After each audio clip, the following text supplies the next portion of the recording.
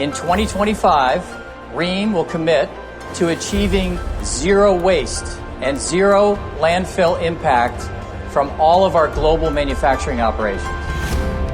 Eemax is such a light manufacturing. We don't have a massive amount of waste. But what we do have are some ones that we need to address, styrofoam being probably one of our biggest issues. And we have a plan to get that completely converted to recyclable materials. I think that as a company that we're doing pretty well. We're always looking at ways to better recycle things like the cardboard baler we just put in. So we're looking at all these different technologies in areas of renewables, but sustainable product for the next 5, 10 years and beyond.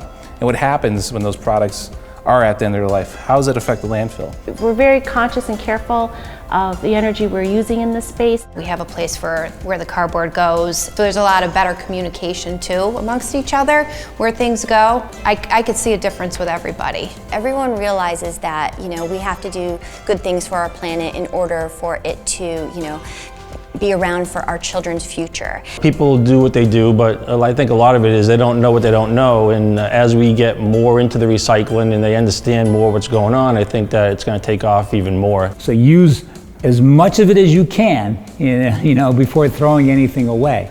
And even then, make sure that no one else can use it. My mother-in-law is from Germany. She grew up during the war, and she has to have the smallest carbon footprint that I've ever seen on an individual or even could imagine.